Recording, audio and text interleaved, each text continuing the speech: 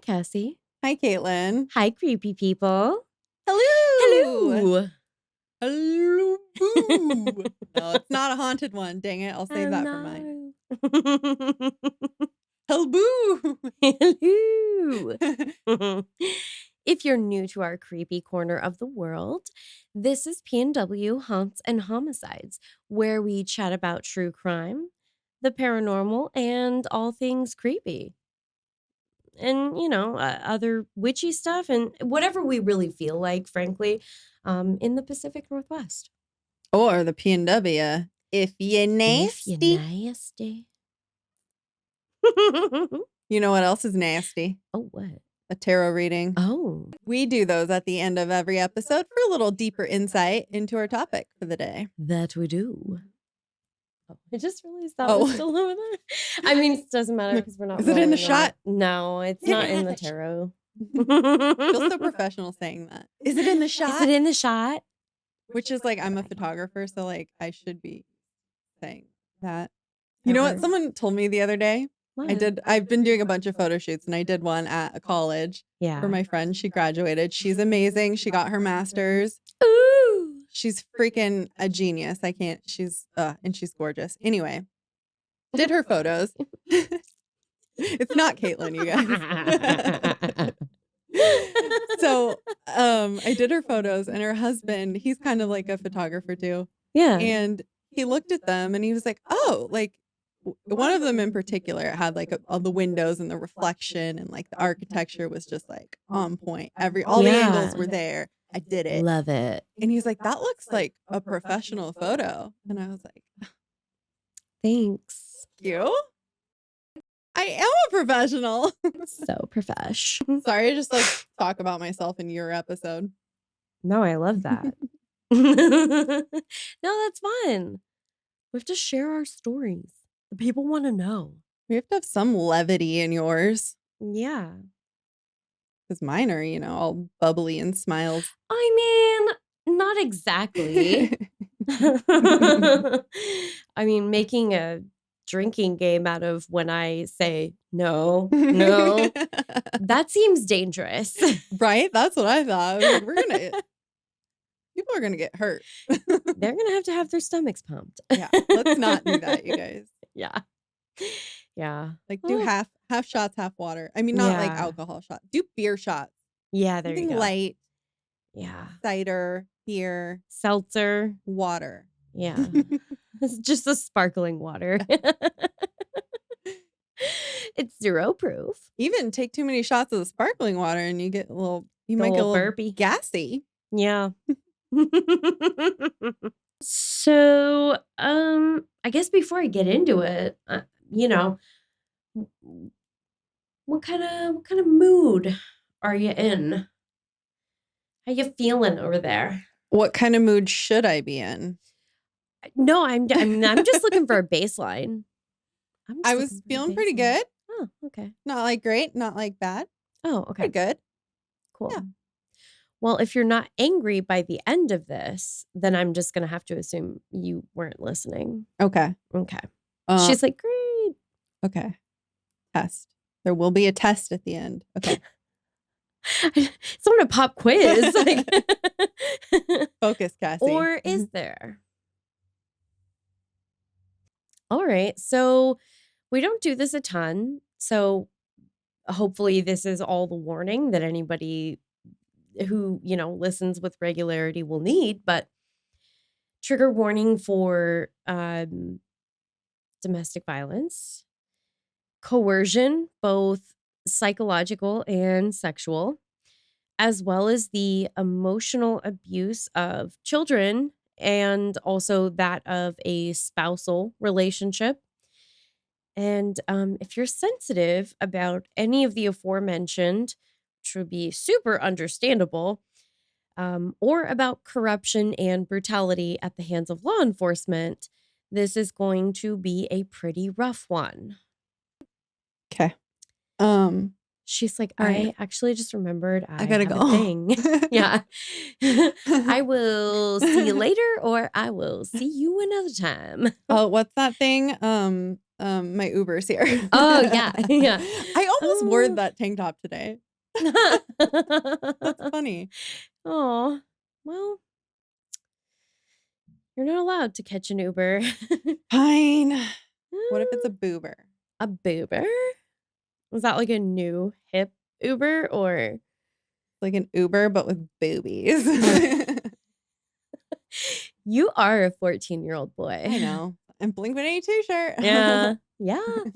Yeah, never more fitting Yeah. than for that comment. Oh, all right. I'm ready to get pissed. Yes.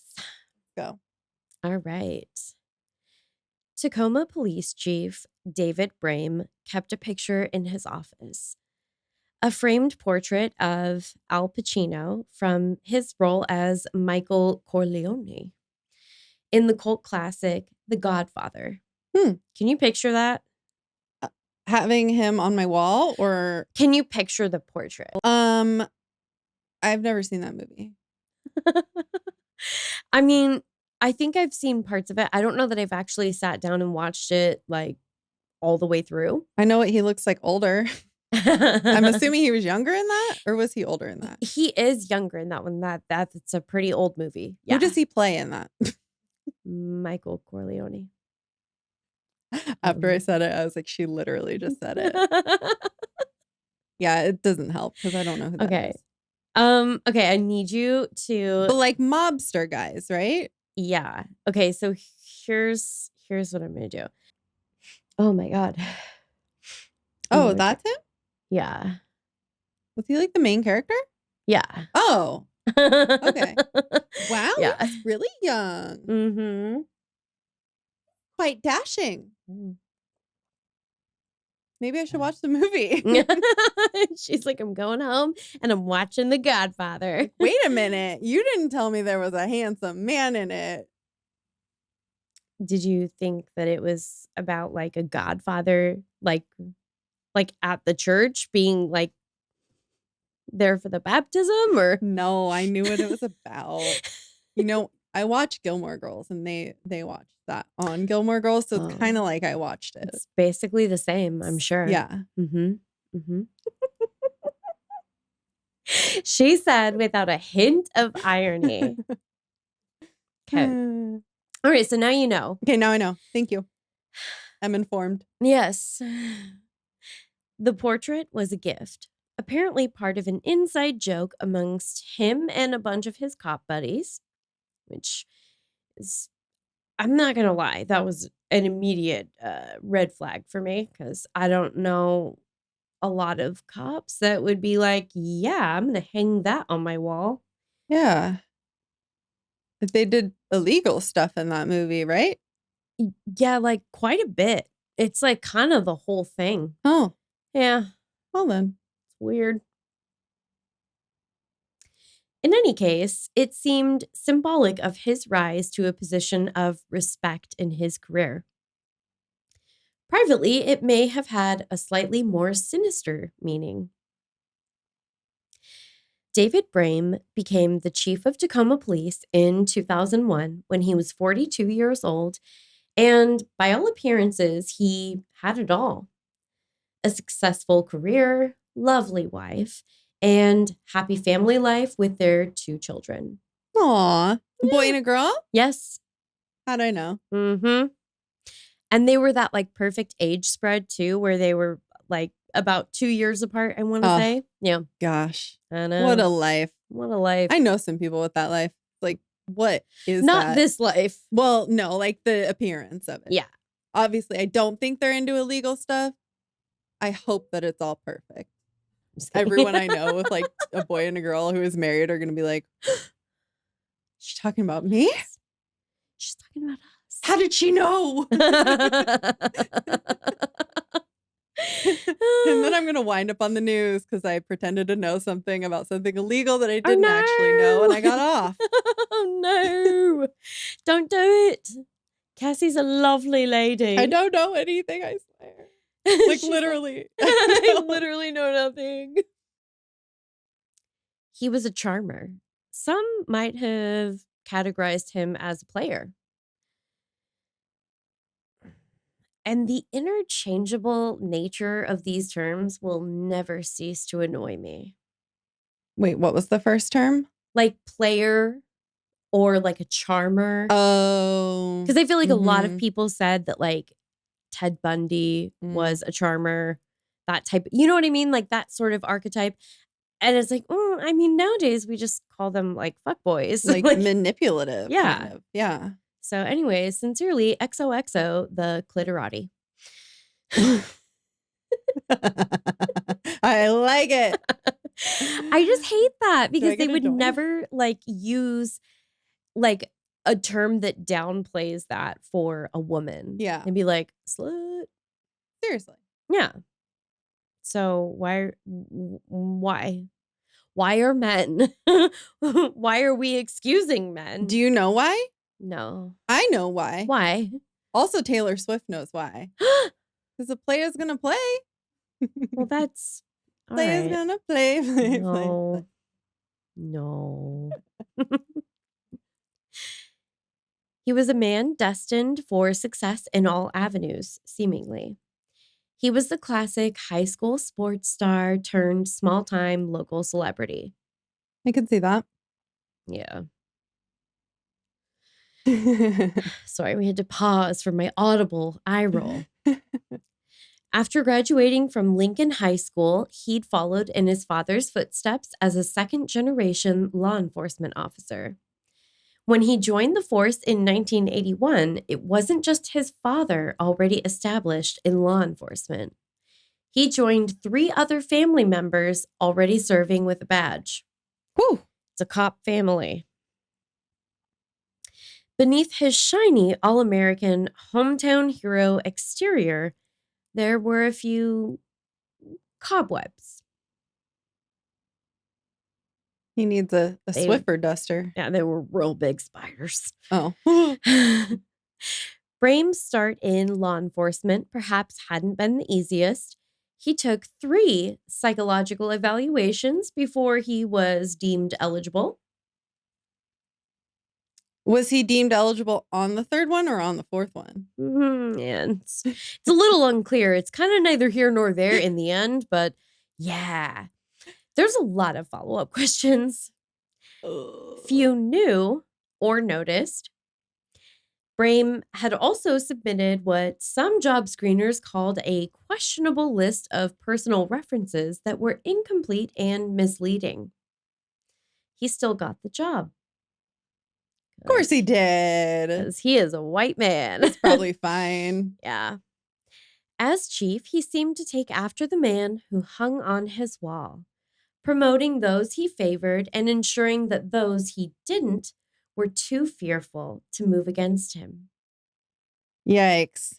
Which is definitely what you want when someone's in a position of power. Yeah. You have to be feared. Yeah. Yeah. Otherwise, you're just going to get someone else is going to take power, right? Exactly. You know, it reminds me of actually, and this it's funny, and this story is not funny, but I just pictured that scene where Michael Scott, they were asking him, do you want people to love you or fear you? And he's like, I want people to be afraid of how much they love me.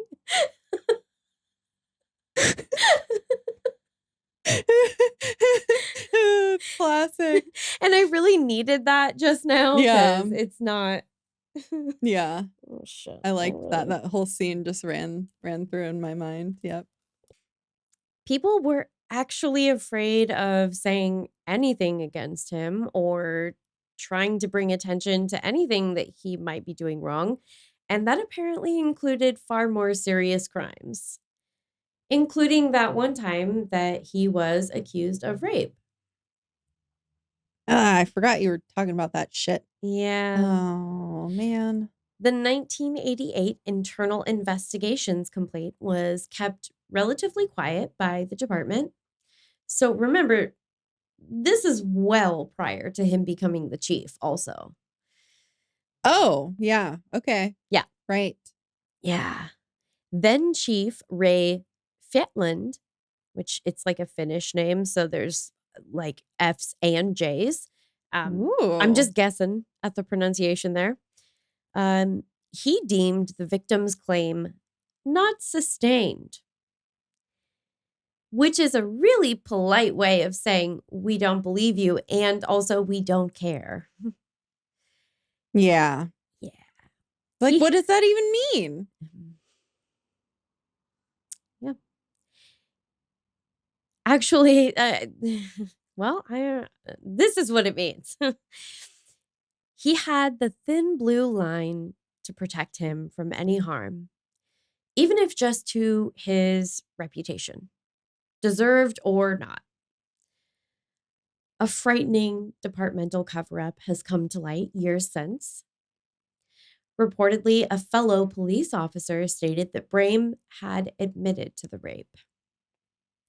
This fellow officer agreed not to speak up if Brame went for counseling, which is particularly upsetting given the fact that a detective who investigated the case in question stated definitely there was definitely enough evidence to sustain a charge, despite what the chief said at the time. Wow. Yeah. Put a pin in that for now because it wasn't his only overtly sexual misconduct. I can't imagine that would be it. Yeah. Usually we don't, yeah, it's kind of becomes a pattern far too often. A female officer, a single mother of a 6-year-old daughter, detailed numerous conversations, both in person and over the phone, including in her off duty time, that occurred as a means of trying to coerce her into having group sex with him and his wife. Was his wife involved? Yes and no. Huh. I think we're going to have a little bit of an opportunity to revisit that in greater detail. So, Interesting. yeah. Did I mention that she was also trying to make detective? Yeah. So, of course, he's like trying to. Yep. And this is literally the type of shit that brought about the Me Too movement. Mm-hmm. Because this is someone who's in a position of power. This is her livelihood. She's a single mother. And a lot of people would feel like they have no other choice. For real. It's a very sad and desperate circumstance that you could be put in. Yeah. What year did you say this was? So at the time of the rape allegation, that was 1988. Oh, okay. So, like, not even close to like the Me Too movement. No, not really. Yeah. Where'd it go? Okay, here we go. Yeah, we're like, not really. It's like not at all. Nowhere near. Yeah. Like 40 years Yeah. later. Oh. In case you hadn't guessed, today our story is about a bad cop. You know, one of those bad apples we keep hearing about. Ew. Stinky. Yeah. A really deeply troubled man in more ways than one. Or as he was described by an article by the News Tribune, a human resources nuke, a roadmap of wrong turns and bad decisions. Jeez. That's a really good way to describe it, though. The human resources nuke. Yeah. Yeah, because that's exactly what he is. Yeah. And that is on the less serious end of the spectrum. But enough about his professional failings and misdeeds for now. Don't worry, we'll totally come back to that. Though neither she or her family were familiar with the term at the time, his wife, Crystal, formerly known as Crystal Judson, or more affectionately, Chrissy Boo, Oh. was all too well acquainted with her husband's frequent gaslighting. He would send her flowers anonymously, calling himself a secret admirer, only to accuse Crystal of having an affair when she questioned who sent the flowers. What? This is some seriously psycho shit. Meanwhile, he was the one trying to coerce female officers into having threesomes. I mean, that's how it goes, isn't Yeah. it? The one who's cheating accuses the other one Yep. of cheating. We If that ain't know. the pot. He closely monitored the odometer on her car as well as her weight. Why? He may have made some particularly questionable comments about her appearance that have been documented in a number of the sources that I used for this. Hmm. I'm sure he was a perfect abs kind of guy, huh? I mean, he was relatively physically fit, but yeah, I mean, she was a very petite woman. But it's about control. It was all about control. And of course, it extended to their finances as well. To say that he was tight fisted would have been an understatement. While he couldn't prevent her from having pockets, he wouldn't allow her to have a checking account. And I didn't actually specifically add this into my notes. It's just something that every time as I've been proofing my notes and thinking about this case, it just keeps flooding back to me from the book that I read.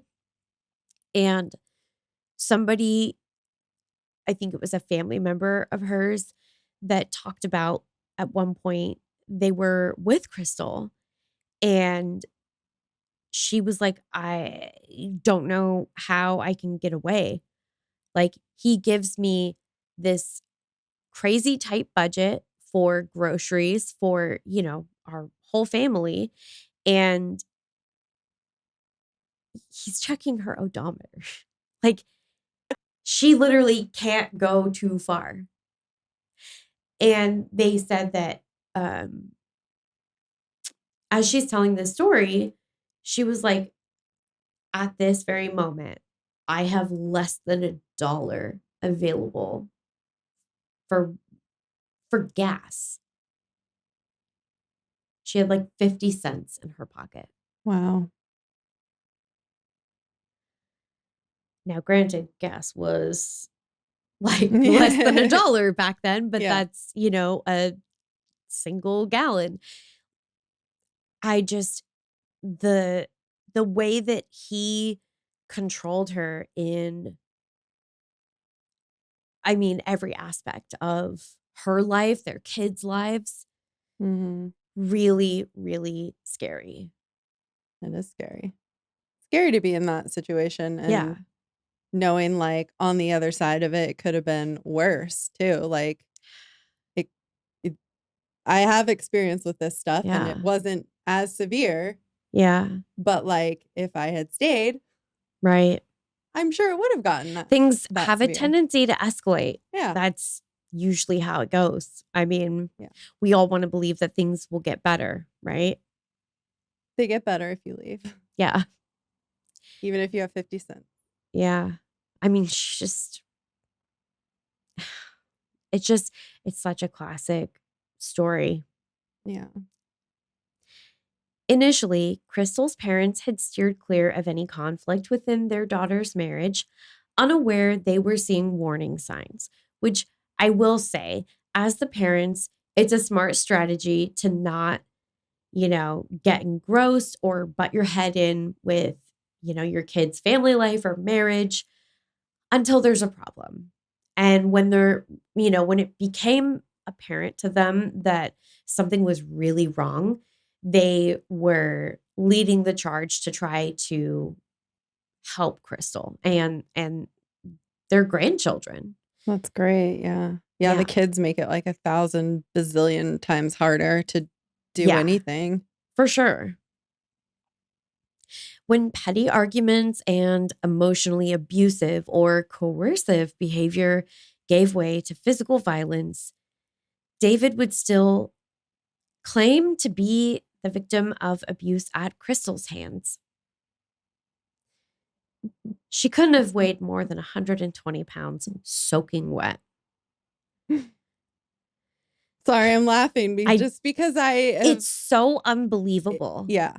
It's so unbelievable. This is like a man who outweighs her, has, we're talking about potentially, I think he probably had somewhere between 60 and 80 pounds on her.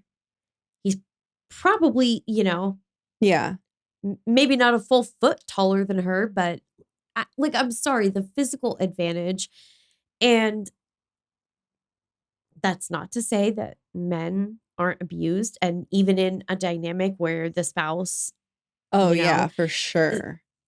but that is so not what was happening And here. you And look at it's all the so other evidence frustrating. and it's like obvious. It's Yeah. obvious who is abusing who Right. when you see all of the like other things that Right. people do. Exactly. Yeah. Exactly. However, despite all the established threats and conflict, after 12 years of escalating degradation and disagreements, Crystal was ready to leave.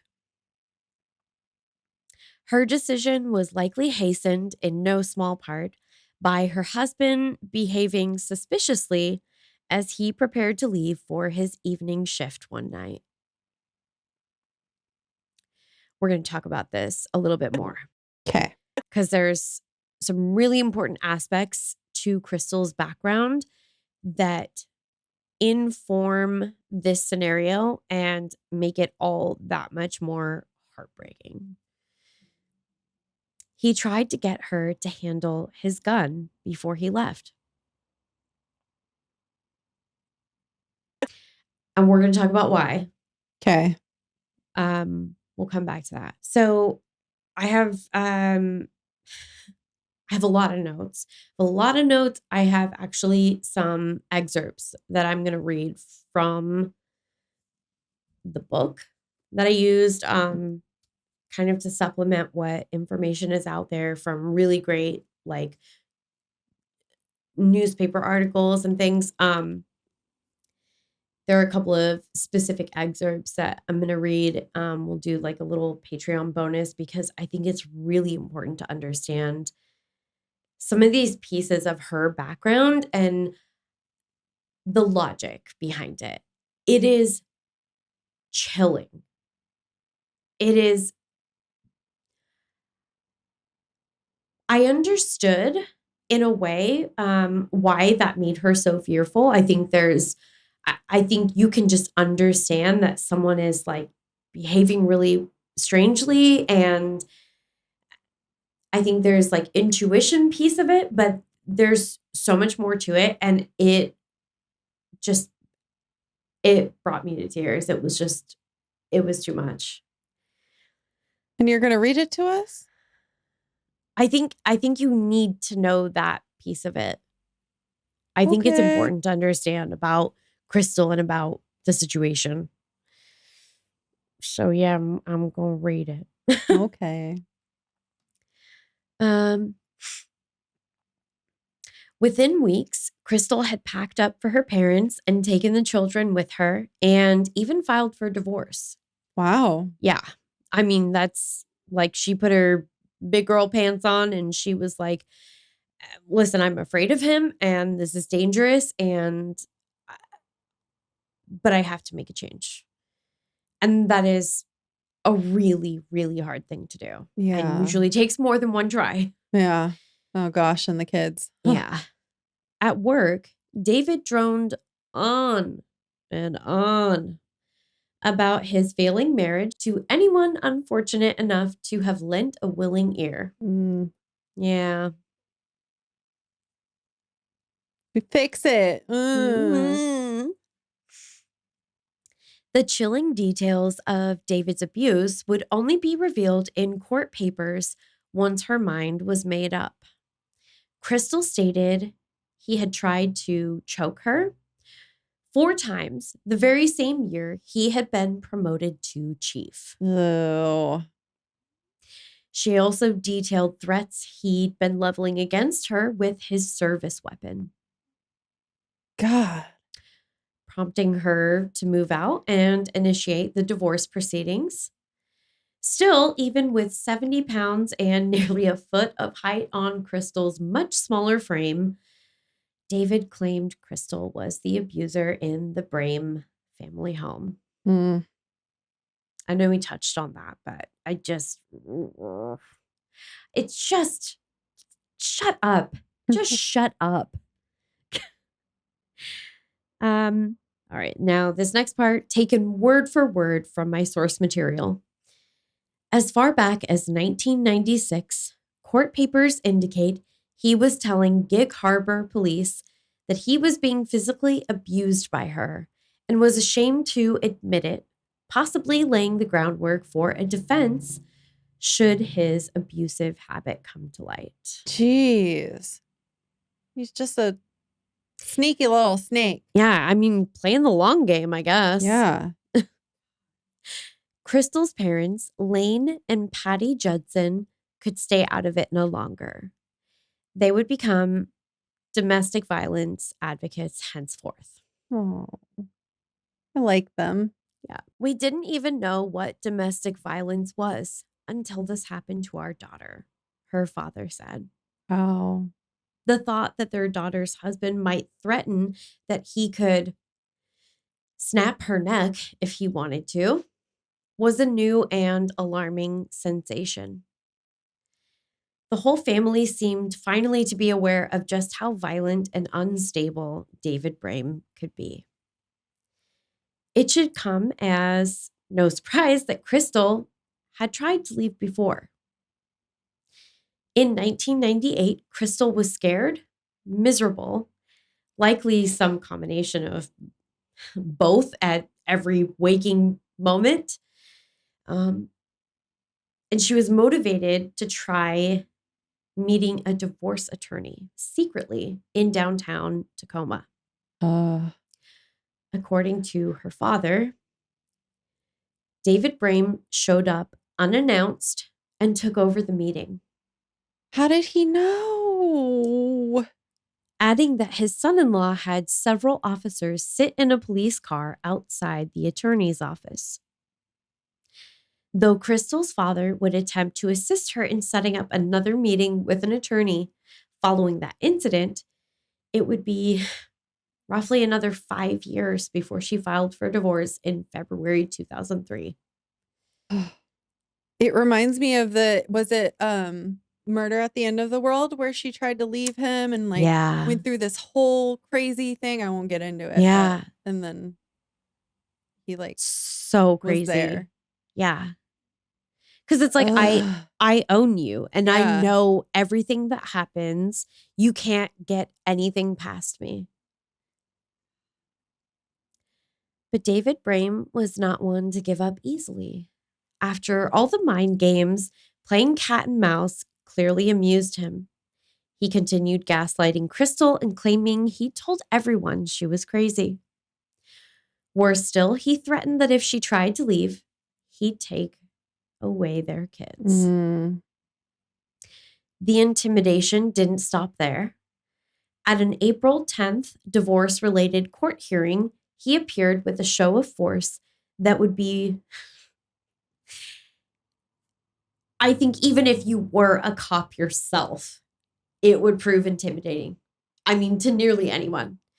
By his side were 3 other Tacoma police officers, which is like, why? Yeah. What fucking role do they play in your divorce proceedings? One of them was Assistant Chief Catherine Woodard. A woman? Uh-huh. Okay. Yeah. It's not the first and not the last time that I came across her name in this story. And I gotta say, there's a special place in hell for women that let men get away with terrible things and are terrible to their fellow woman. Not saying that Catherine is or did or allegedly. Yeah. So she would later become briefly the acting chief Ah. Yeah. David isn't going to be the chief forever.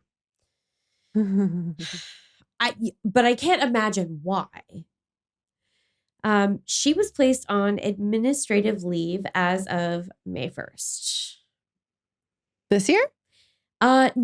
Oh, I was It's like, gonna be wait, what? yeah, it's gonna be of 2003. And it's gonna correlate with some very specific events that take place. And that's all I have to say about that. Okay.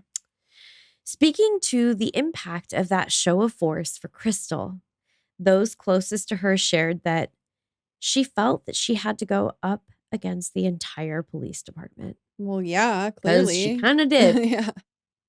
Woodard would go on after some very troubling events that happened that I'm going to tell you about in a second. She would say there were no warning signs, which further reading has proven to be. Survey says that's a lie. Where's Maury when you need him? I remember reading the passage and going, "Are you fucking kidding me? No Yeah. warning signs? So we're just lying to each other's faces now?" I can't wait till you tell us all the warning signs. Ugh! What? Now you're Cassie's trying to get my goat now too. Okay. Okay. Yeah. No warning signs. If you're deaf, dumb, and blind, No notes. no notes. For legal reasons, I have no further comment. 2 weeks before the incident, Crystal complained of intimidation and death threats by her recently estranged husband. She called 911 after a weekend transfer of the couple's 2 children turned ugly. Ugh. Daddy Brame brought Assistant Chief Catherine Woodard along for the exchange. Because, of course, every custody exchange needs a police escort. Wow.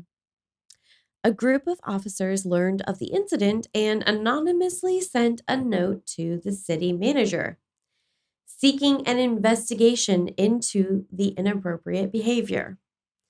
The complaint was essentially ignored. I know you're shocked. I was like, yeah. Yeah. Aw. Oh. Okay.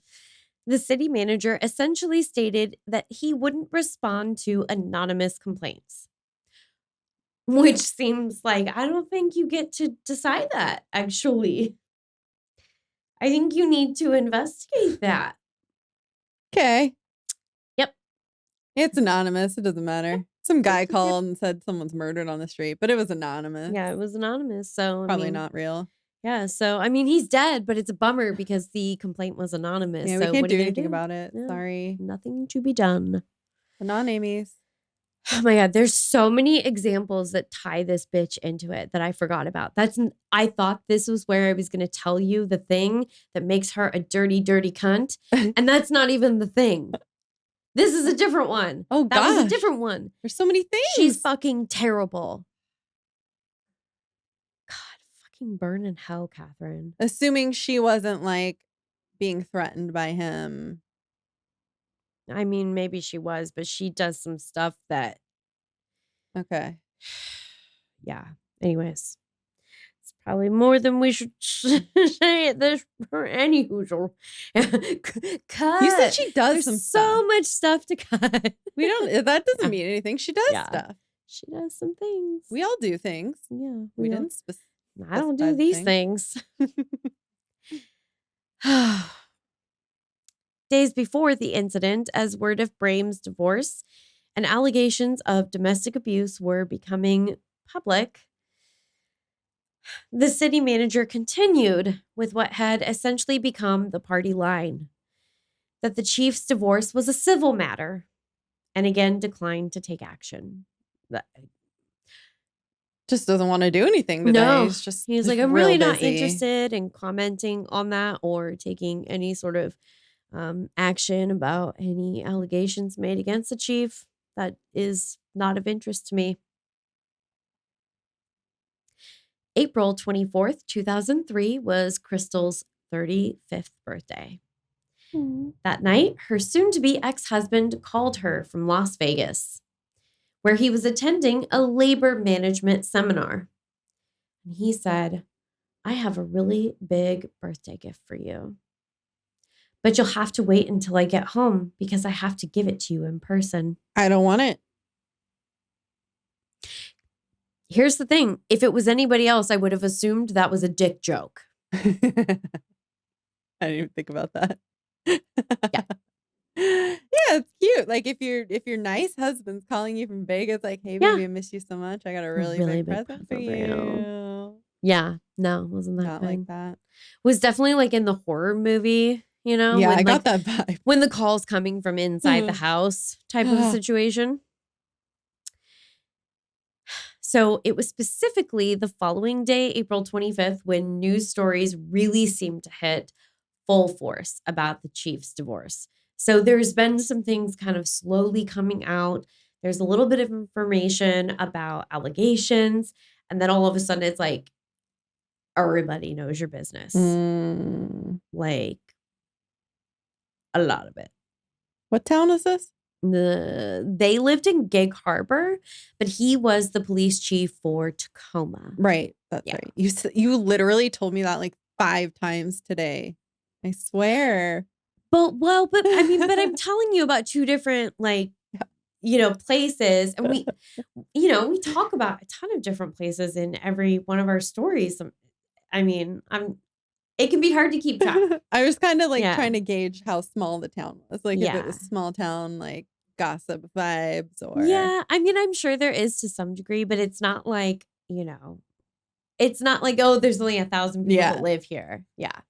Leaders of the city's human resources department, they met with city attorneys and discussed what I can only imagine was euphemistically described as an inflammatory situation. Ooh. Leaders within HR said they recommended placing Brame on administrative leave as well as taking his badge and gun. Yeah, please take the gun. City attorneys said they heard no such recommendation. And in light of what happened the following day, it makes sense they'd want to claim the very same in their position. No. No. I don't want to. I don't want to hear the end. Yeah. Hey, listen, whether I work in HR or as like an attorney for the city, I would want to plead the fifth. I'd be like, nope, never heard of any of that before. So that very next day, April 26th, would be marked by gun violence that in this country, I think we've all been a little desensitized to, unfortunately. So sadly, I have a feeling that this might not feel all that shocking. I think we're a little bit numb to the death tolls being in the double digits and the senseless loss of innocent life, even when it comes to children at this point. But this is pretty rough. Investigators say Brame, 44, shot his wife, Crystal, in the head, then killed himself inside her car at a shopping center parking lot after what police believe was a prearranged meeting Saturday.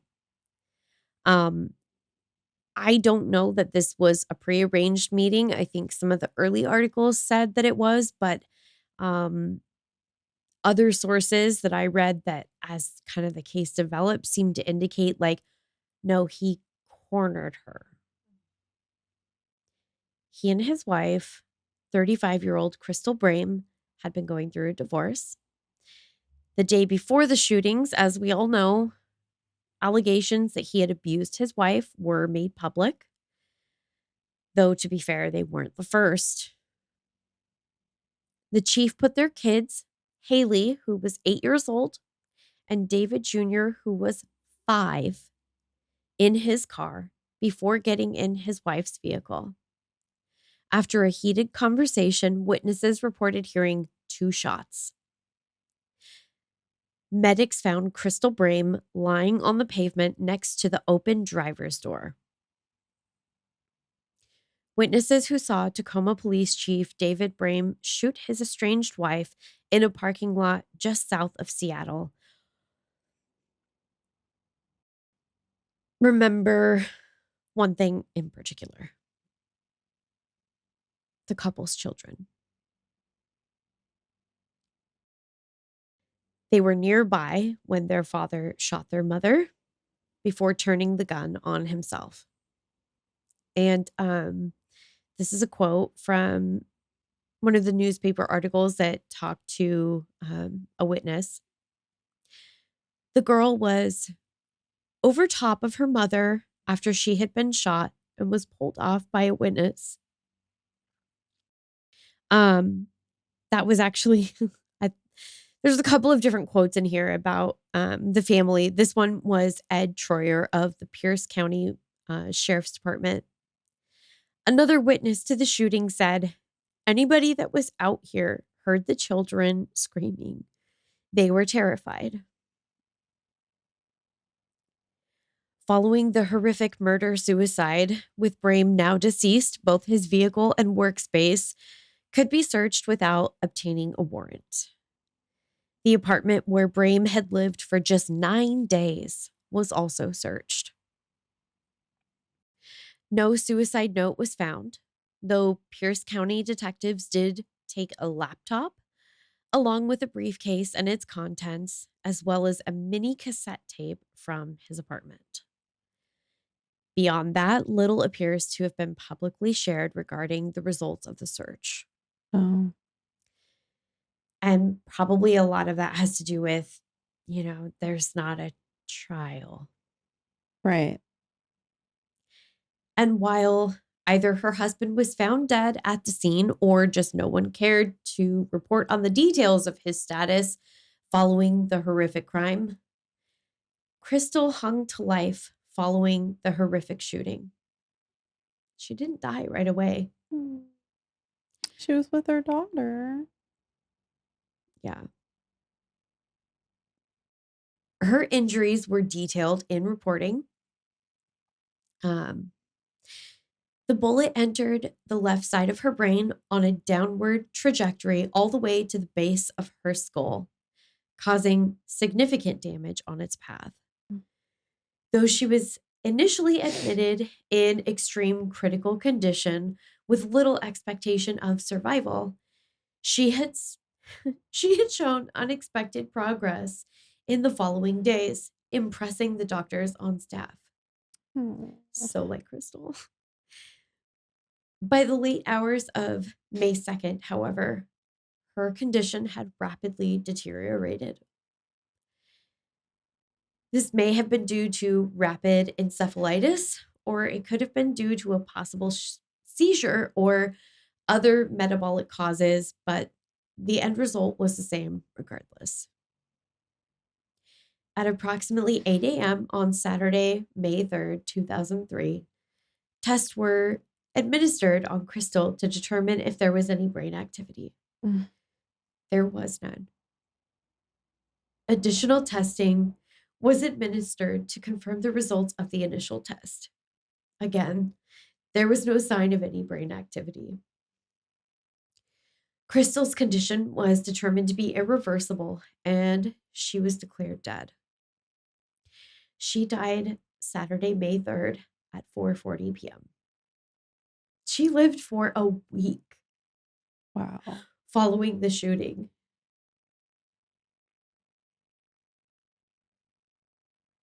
It's like amazing, but I'm sure it gave all of our families so much hope. I think the worst part is that I think when she first went into the hospital, I don't think that they were hopeful. And I think it seems like the communication from the medical staff there was that the chances of her surviving were very slim. And even if she did, the damage that had been done to her brain at that point was so severe. But the fact that she came in and she was in really bad shape and then seemingly she starts what might have looked like, oh my gosh, is she going to make a miraculous recovery? Yeah. And then out of nowhere, just declines again. Mm. Like, I can't, I can't even imagine. No. I think no matter what you're told, the fact like she's still here. So they had a week of grieving her because she's not there. Yeah. But until she actually passed, I feel like you live in this limbo and you can't really fully process that loss Yeah. and that grief. The only, like, bright side is that she didn't die that day. They got to, like, say their goodbyes to her, you know? Yeah. Like, obviously, she wasn't conscious, but Yeah. The earliest research on police who perpetrate domestic violence came out in the 1990s, finding that 40% of officers surveyed had assaulted family members in the last 6 months. The research since then has been sparse and highly variable. 30%? 40%. Oh, sorry, 40%? 40%. Jesus. Look to your left, look to your right, essentially. That's almost a coin toss. And how many didn't, like, admit to it or isn't reported? Obviously, Mhm. we know that old Yeah. thing, like, how many aren't reported? Yeah. And I don't know specifically if this study is generally regarded as having been like a high quality study at like now, cuz Yeah. sometimes we look back, right? And we understand that like the controls weren't valid. There's so many things that can invalidate a study. Um I just don't know if that's the case with this one or not. I would say it's pretty believable to me. I don't think it Yeah. would be lower than that. Yeah. While we may not know the numbers, we do know the power dynamic is uniquely imbalanced, even compared to other domestic violence cases. Police officers have been trained not only to act as authority figures within society, but they are also permitted, in many cases, to use force to enact said authority.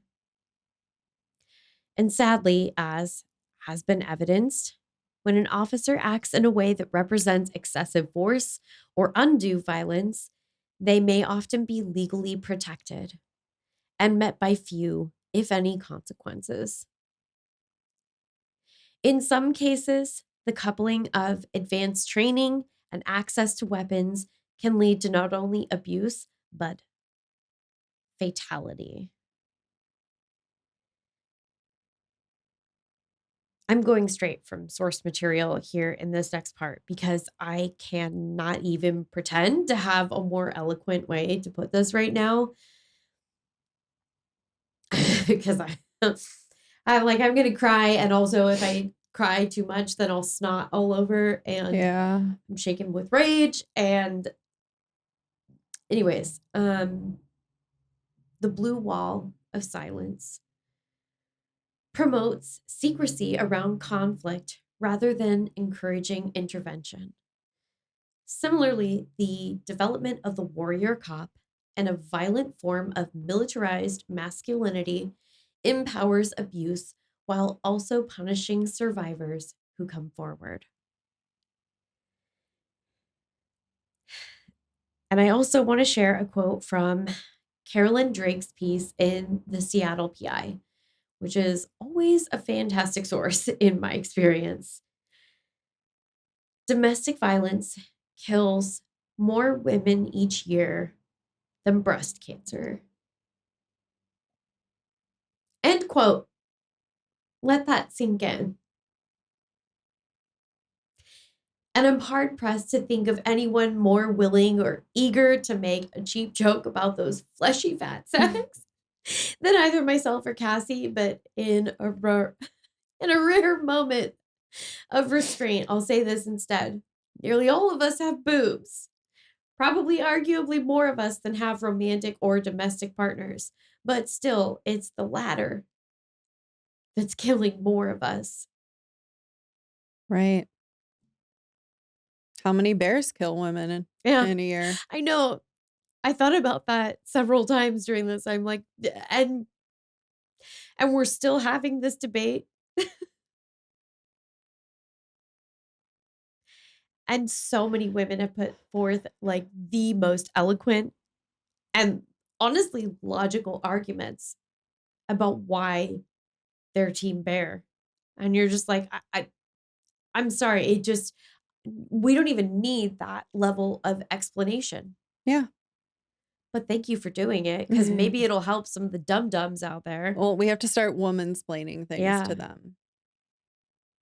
The statistics grow more and more abysmal as we examine the figures related to women of color and, of course, other minority groups such as transgender women. Mm, mhm. When Brame was brought on as chief, the salary range for his position was $87,027 to $134,992. The Tacoma Police Department had a biannual budget of $102 million and employed 378 sworn officers. These stats date back to 2001, before this entire tragedy unfolded. But we've given people a badge with what feels like almost unlimited authority.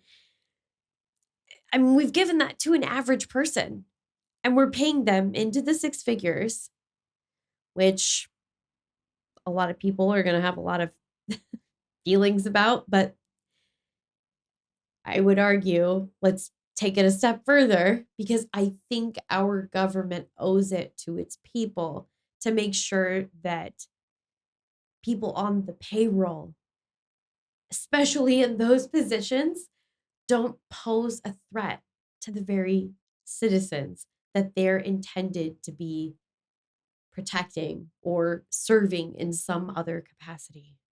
Yeah, it seems like it should be a very logical and straightforward thing, Yeah. but it's not. Yeah. It's such a hard case. It's such a like it's just ugly and Mhm. there's so much to it that like getting to this point being at the end of kind of telling the baseline story for our show feels like I don't know. You feel like did I cover the things that like should be included? Like there's so many things that inform sort of like what this abusive home environment was like and like no matter how much I say and no matter how, how many details and dates and all of these things that I put in, it's like it feels like kind of never enough. That Yeah. makes sense. Like I worry sometimes because it's like it's like, okay, we get it. Like this guy sucked and he was awful and he did this terrible thing. And I don't want it to be graphic for people to listen to, but at the same time, like I don't want to have this be like too broad strokes. Yeah. And I don't know. It's just hard because I feel like no matter what I do, I'm like never quite happy with like what I've done. It Oh, what? like in a small way. Like I feel proud about like how I've, presented the case overall, but like there's still like a part of me that like, well, I don't know, should I have put this in our main episode? And that's all the stuff that like sometimes I just can't quite figure out where to put it. And it ends Yeah. up in, kind of the mini-sode thing that I've started doing because I don't know, there's just some stuff I'm like, I just can't let it go. Like, I have to tell you this Yeah. and, like, Yeah. I our mean, I poor do it too. our poor Patreon, though, because 'cause I'm like, "Okay, so you know how I rambled on in, like, the regular episode, and I told you everything about this case that you probably already were like, 'Oh, I don't wanna know.' Then I came up with more stuff. I read the book and I found out more terrible shit, and I put it in a bonus for you. Lucky? No, we know what we're here for. We know Yeah. what we're gonna get, and we do want the story. And as much as we like obviously don't like to hear these things, we're Yeah. here because they happen in the world, and we want to acknowledge that bad things happen in the world. Yeah, I mean, listen, hey, nobody would be happier if it was, sunshine and rainbows all the time, but Yeah. I guess that's not where we live. We should start a Sunshine and Rainbows podcast. Yeah. Hearts and hugs. I was gonna say, and now I just want to, I want to look up, the Lucky Charms jingle. Hearts, stars, and horseshoes. Yeah, I was like, how does it go again? I like, Clovers and blue moons. Pots Aw. of golden rainbows and the red balloon. I love it. I love that you just knew that because I was like, is it Hearts and Stars and which one goes next? I watched a lot of TV as a child. Yeah. I feel like I really loved that jingle. So I don't know why I can't. I don't even really like Lucky Charms. I love Lucky Charms. I love them so much. I like the not marshmallow pieces. You monster. I need there to be like the correct ratio of each. I like plain Cheerios. Plain Cheerios? Jesus Christ, how old are you? Remember we talked about grape nuts? Y'all will hear about that at some point. Oh my in God, life. We're not gonna go any further on the grape nuts. I totally forgot about that. No, I totally forgot about that. That's gross. I hate it. All right. Should we take a break for tarot and maybe some Lucky Charms or I don't know. Whatever. Yeah, I think we should. Let's do tarot after we eat. We're gonna snack first. Sorry, guys. Yeah.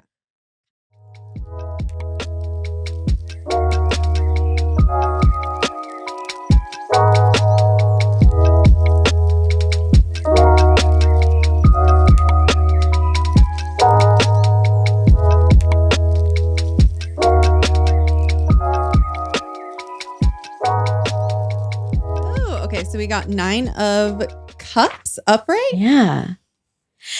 This is so wild too, because I just feel like it's such a positive card, but I was seeing it as we're like shuffling. That's cool. I don't know. Okay. It's the card. I guess. It's a Pacific oyster, just so you know. Yeah. Yeah, she is. Well, and I was thinking as I'm like, that one popped out, I might still draw another card. Yeah. We might have to because I feel like this might leave us a little bit like, huh? Okay. Keywords are wishes come true, good luck, happiness, abundance, and generosity. Often called the wish card, the 9 of Cups is the most fortunate of all cards and bodes well in any reading. Some decks show a wealthy person, perhaps a tavern owner or innkeeper, sharing his or her largesse with others, filling their cups. You've received a position of comfort, abundance, and happiness. Now you eagerly share your warmth, love, good cheer, and other goodies with people you care about. The universe is smiling on you. I'm like, as soon as you started reading it, I just like got her parents, like her, the vibe of her parents. And like, this is like how her life should have been. Her parents were supposed to swoop in and help her out and share their wealth with her, like help her and get on her feet. Knowing a little bit more about Crystal's background, because I'm going to read some extra excerpts for the Patreon. I think there's a lot about Crystal that unless you're really willing to kind of dig in a bit deeper, it's not told in the surface level story that I feel like maybe I'm connecting with some of those pieces. Okay. It's just, I mean, I feel like this is probably already going to be a really long episode. I don't know. I mean, it feels like I was talking forever about this case, and maybe it's just because it's such a hard case to talk about. Yeah, it is. I don't know, not having kids myself, I feel like I really struggle with cases that affect kids in this kind of way. Because I don't know, I can't even imagine. No. I can imagine how awful it is having once been a child. Right. But oh my God. Yeah. I just, it boggles your mind a little bit. I don't know. It just, I feel like we say this sometimes where it's like, yeah, it kind of like makes you, like, you just want to, we just get a little bit almost nonverbal, which is really in a podcast. Yeah, which isn't great for an audio format. But yeah, it's just, it's so frustrating to see some of the things, how it played out in this case. And I am really interested. I'm really excited to kind of delve into some more of the background stuff that I have. Look out, Patreon. Yeah. But I'm going to finish the tarot first. Okay. Yeah. One thing at a time. Yeah. In a reading about money, you can expect good fortune when this card appears. An investment pays off, you get a raise, maybe even win the lottery. Rather than hoarding your loot, however, you share some with others. Or you give your wife 50 cents for gas. Oh, God. He did get promoted, though. So I'm, assuming that came with a raise. If the reading is about your job, the 9 of Cups suggests a promotion or landing the job of your dreams. Okay, well, I think we just found at least one tie-in. Mm-hmm. Too bad it didn't last. Yeah. You feel fulfilled, happy, and inspired in your work. Whatever you undertake brings success. Can't say that I agree, but in a reading about love, you've learned to open your heart and enjoy a richly rewarding love life. Which feels super gross to say in hindsight, knowing just how awful he was to his wife and to some of his female employees. I guess I'm trying to subordinates. Yeah. That's the word I'm looking for. Some of the things that, God, the things that he said, real gross, just real icky. It gives me the ick. Yeah. This card may describe a joyful, emotionally fulfilling, committed relationship or an abundance of romantic partners. Interesting. Any extras? There is one. Yeah, somehow she knew. She's a witch. Nature is held together by the energy of love. Which is interesting because to me, like, immediately, I just become a total smartass and I go, well, I mean, what happened was very unnatural. Yeah. And nature is held together by the energy of love, and the opposite energy absolutely rips apart everything that is good and natural for people in life. It does. Like you saw, like, almost both in this too, with like I said, the vibe of like her parents. That's what I think this card is. I don't think it's a reading about your love life or your job or whatever. I think it's just like the vibe of like helping people when they need it, if you can. Yeah.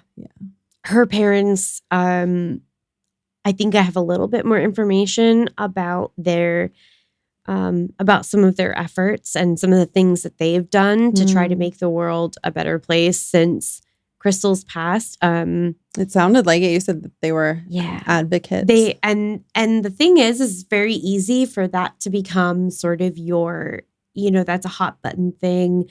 And, maybe initially in the aftermath, you feel very passionately about that. But as time goes on, you move on to other things, or you kind of go back to your normal life, as it were. But they have stuck with that. it's been a very central focus for them. Yeah. Wow.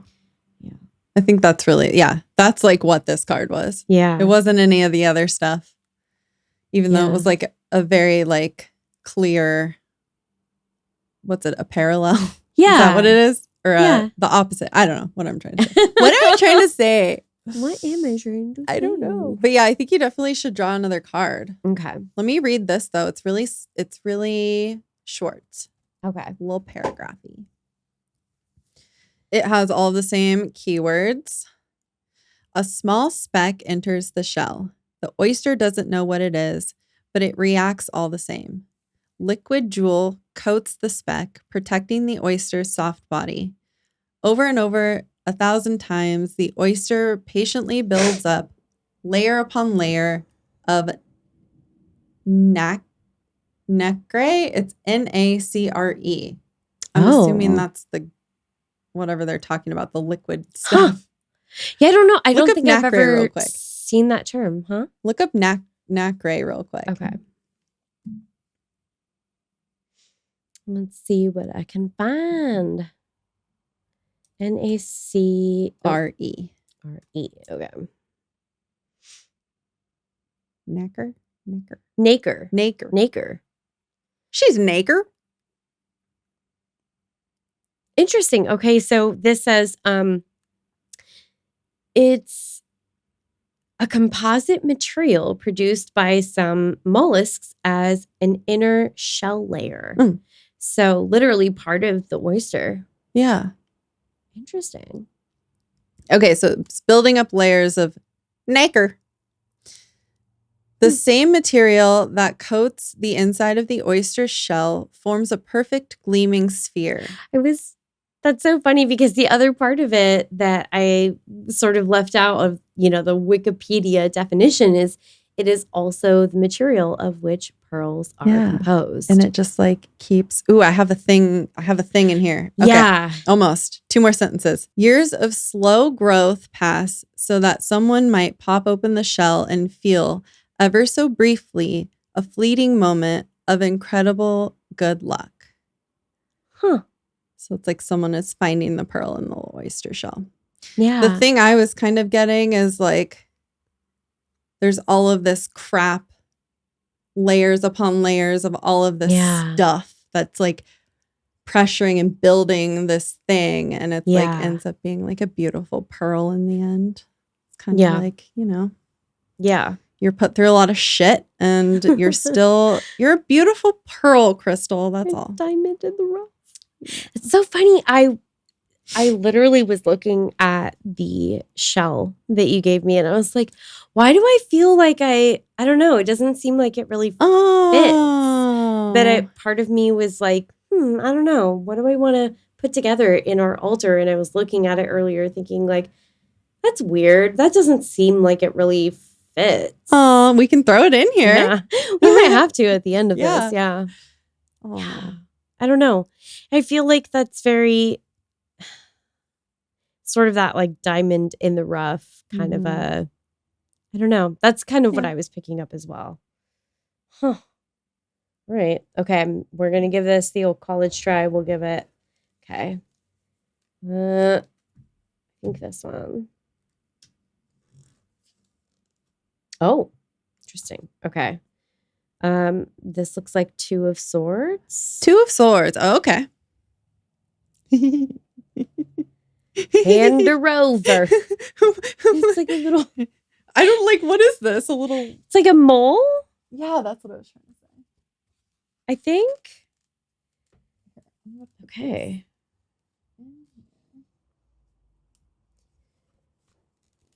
I'll look it up too. I know this card is like the blindfolded lady with the. Yeah. We're learning. I know it is. I feel like doing a tarot reading like every, sometimes multiple every week. Because like, okay, How else do you learn? You do it. I don't know. I'm hard pressed to come up with a better way.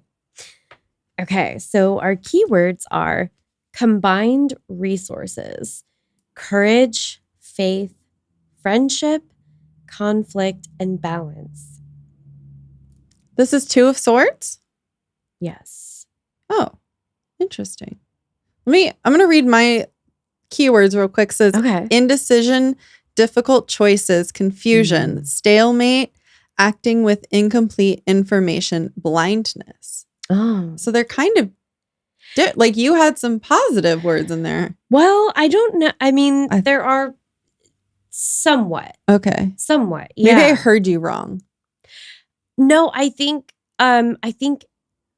different books have a different way of kind of interpreting. I guess we'll see when sort of the I think those feel very spot on for me.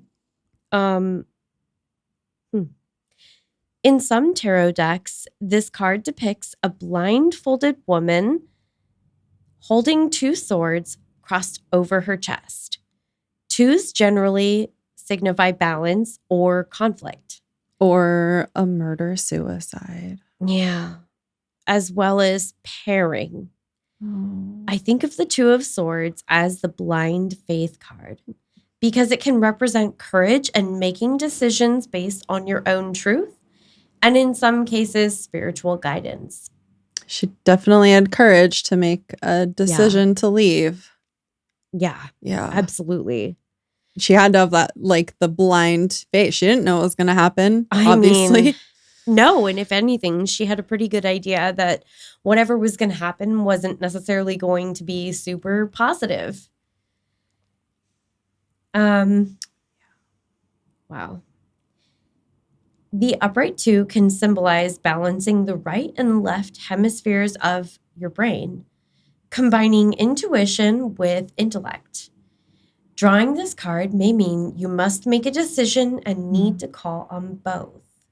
Didn't you say she was like using her intuition earlier when he was like acting weird that day? And yeah. I would say actually that story, which I'm going to get to here when I read some excerpts from the book, it calls on her to act on both her intellect and intuition, using both kind of the head and the heart. Wow. Interesting. Two can also advise you to take off your blindfold and look at a situation honestly. All the people who are blindfolded at the police station. Right. Or to, look at the situation. To me, the first thing that pops into my head is sort of like, it's not going to get any better. Right. And just because you have children with this person doesn't mean that you should stay. I feel like everyone in this situation had like blindfolds on. Like you said, the parents didn't, realize until the end. I mean, because people see what they want you to see. Yeah. In a lot of situations. Yeah.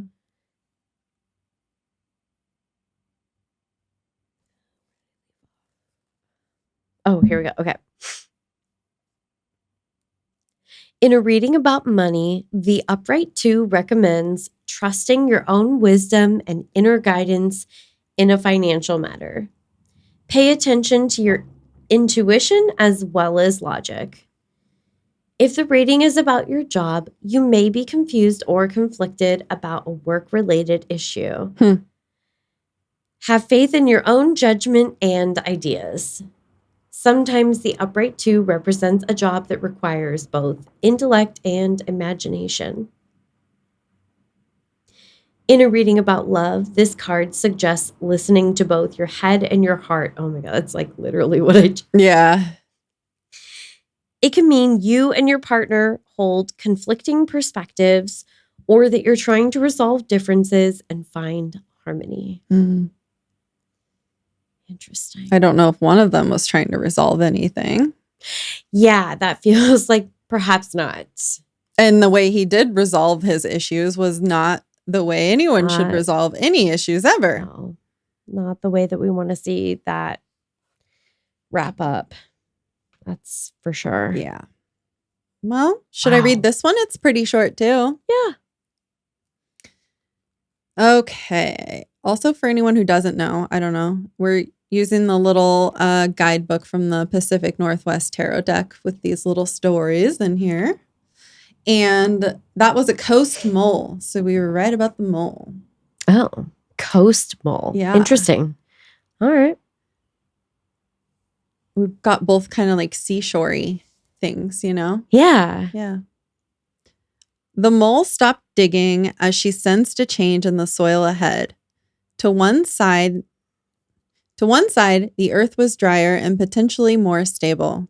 To the other side, the dampness might mean a more abundant selection of worms and slugs. Delish. Tastes like chicken. Isn't that from Lion King? That sounds right. Or maybe she should go deeper where the soil was more densely packed. She wrinkled her nose and rested, paralyzed with indecision. Her mind sniffing down the infinite branching paths. I can't say that word. That's a hard word. Her mind sniffing down the infinite branching paths that the future tunnel before her could take. But she couldn't deliberate forever. The mole made a choice and resumed digging, taking the first blind steps in her journey onward. So more of that. Yeah. More totally tying in with everything we talked about. I would say so. Yeah. The mole is interesting.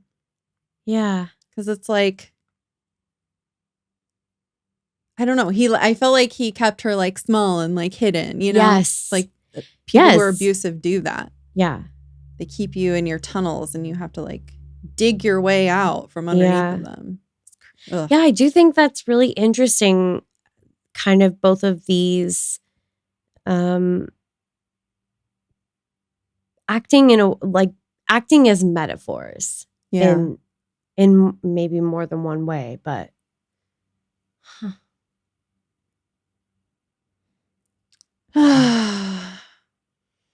Also, another one, you're like in the tunnels in the ground in the dark, and then once you escape, you're in the light and you're free. You're a pearl. Okay, I'm done. You're a peach. You're a peach. You're a pearl. Hey, listen. You're a crystal. You can be the juiciest, ripest peach. And there's still always going to be someone that doesn't like peaches. That's true. And is a total dick and will behave in a completely unacceptable and abusive manner. And then I'm pretty sure that's how the quote ends. Yeah. I'm going to add on to it. Yeah. And then there's other people who will eat the shit out of that peach. I love it. I don't know what kind of face I made. If it was atrocious, Taylin, feel free to blur it out. Guess we will see. Put a little smiley face over it. Oh, but definitely keep the sound effect because that's really good. Yeah. One more. Oh, all right. Should we say goodbye? Yeah, let's do the thing. Okay. Because I actually am really excited to read you some excerpts. So, yeah. I'm excited too. Yeah. I think it'll be good. Have a creepy ass day. See you next Tuesday. We'll be here. Yeah, I mean, probably. Oh. Maybe should we add like an abusive hotline? What am I trying to say? Like a hotline for domestic violence. Yes, domestic violence help hotline is what I was trying to say. Yeah, I mean, we could put something in the show notes. Yeah. I feel like it's too hard to try to like. That's what I meant. Like put it in the show notes. Oh, okay. Yeah. Because I feel like I think it used to be more so that people would get help through a hotline, but now I think it's more like so a website on the websites. Yeah. Because like you can't always be like audible. Yeah. You know, that makes sense. That makes sense. Yeah. All right. I was like, did I say the mouth words? Well, we hope everyone is safe out there. And if you are experiencing any sort of domestic violence, we're going to link a website for you just to have the resource just in case. And we love you and we hope you're okay.